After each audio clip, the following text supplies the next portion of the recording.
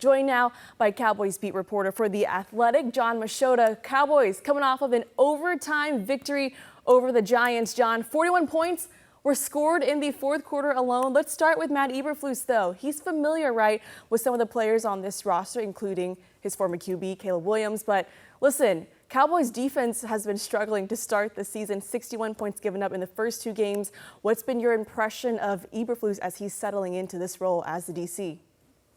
Yeah, there's been some growing pains. It's going to take them a little bit more time to get on the same page. He runs a lot of zone coverage, and you can tell that the communication on the back end just really hasn't been there.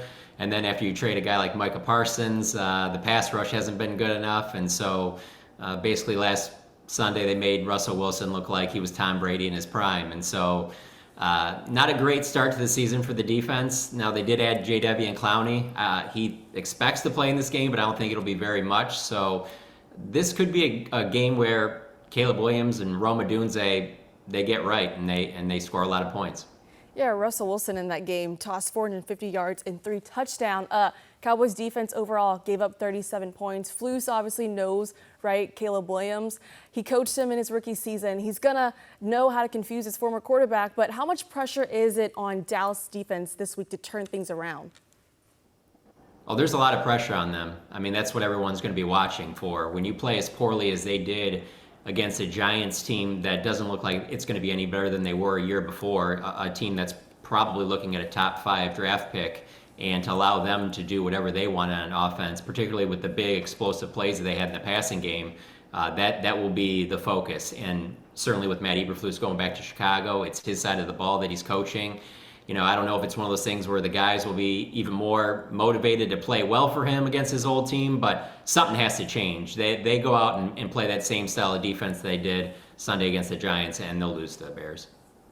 You mentioned it briefly just a while ago, but tell me, how is Dallas feeling post Micah Parsons trade? I mean, for us here in Chicago, really? To Green Bay?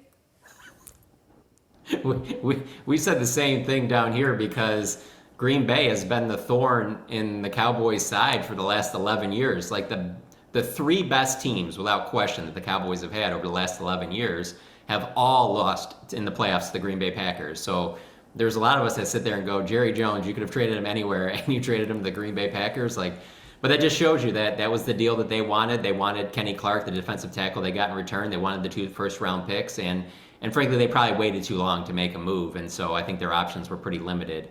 But yeah, losing him, the fan base is pretty frustrated right now. I think is a safe way to put it. There's plenty of pieces on the offense for them to score points and keep their games entertaining. But when you trade a guy like Micah Parsons, and I mean, again, Kenny Clark's a good player, but he's not Micah Parsons. To make up for him, it's going to take more than one player, and they're really not going to get the benefit of this trade for another 2-3 years once they get those draft picks. So it's a frustrated fan base right now. So the Cowboys obviously picked up J.W. Clowney, officially signing him on Monday. 58 sacks over the course of his 11 seasons in the NFL. Why is he someone that's checked off the boxes for Dallas right now? Well, they really need any type of pass rush help they can get. They thought they were in good shape when they traded Parsons, but they're finding out real quick that they need more help up front. And so they're going to add a guy who's 32, who he's not a guy that's going to come out here like Micah Parsons and play 50, 60 snaps in a game. He's probably going to be a guy that plays 20 or 30. If he is able to play Sunday, which will be interesting because he hasn't had a training camp, so he hasn't had a normal offseason to get into football shape. So if he is able to play impactful plays, maybe a handful if he can do that, I think they would be thrilled with that. But I think that would be asking a lot. I think it more will be they got him where they need him in maybe another 2 or 3 weeks. But the pass rush just has to get better, and Matt Eberflus is a guy that doesn't bring a lot of blitzes, and so he has to get that pressure with the front 4, and when that's not happening, that's how you see the big plays that Russell Wilson had the other day. Let's talk about this Cowboys offense. Javonte Williams coming off a game that saw him rush for 97 yards on 18 carries, his 3rd touchdown in 2 games. Seems like the Cowboys certainly have something in Javonte. It does, and that was a little bit of a surprise because we really didn't see him at all in preseason. There were 3 preseason games he didn't play at all, and so you kind of didn't know what you were really going to get off of. Really, the run game was not very good at all, one of the worst in the league last year. And so He's been a surprise. I mean, he's got 3 rushing touchdowns in the first 2 games. The Dallas Cowboys team, all of last season, only had 6 rushing touchdowns. So he's exceeded expectations, and he just has to stay healthy. He's coming off of he had a pretty serious knee injury a couple years ago in Denver, and so it's kind of a fresh start for him. And they absolutely need him to play well because their big play receivers will be taken out of the game if they don't have a running game. And so it's a huge part of the Dallas offense having success. So if he can keep that going, then their offense should be fine. Let's talk about Dak Prescott. Has quietly had an impressive start to the season here, averaged 275 passing yards a game, completing 69% of his passes. Dak, to me, looks comfortable and in command. What's driving, that confidence? Yeah, year 10. There's not much that defenses can throw at him that he hasn't seen. So I think that's a big part of it. And even though Brian Schottenheimer wasn't calling the plays last year, he's been in the building for the last few years. He's been around Dak a bunch. They're obviously on the same page. I think that's helped. If they went with a new head coach, maybe outside of the building, that possibly wouldn't have happened. And so I think it's been a pretty seamless transition to the new head coach, new play caller. But then also you add a piece in the offseason in George Pickens. That he's a very talented wide receiver. And so there's a lot of options in the passing game for Dak Prescott. And I've covered all 10 years of his career, and I've never seen him look more comfortable than he does right now.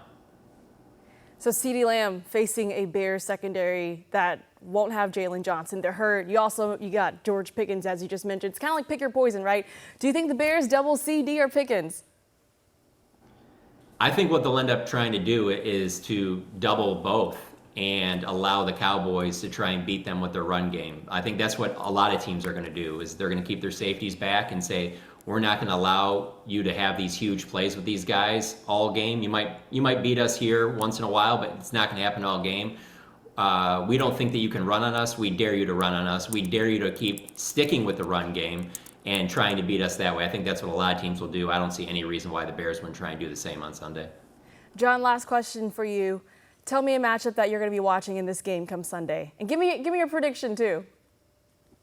Yeah, I think the biggest one for me is really whoever is defending Rome Odunze. Just watching the Bears these first 2 weeks, that's clearly the guy that Caleb likes going to. And I thought that the Cowboys would take away Malik Neighbors last week for the Giants because he's clearly the number one thing you have to worry about on their offense. And so clearly Odunze is that for the Bears. And so whether it's Trayvon Diggs or Kaiir Elam, they've both given up big plays. If they let Rome Odunze have a 150-yard, 200-yard game, then I think the Bears win. But if they bounce back and they look a little bit more like the defense we saw in the second half against the Eagles in Week 1, then I think it's the Cowboys. So I give the slight edge to the Cowboys. I think it'd be maybe a 31-30 type game.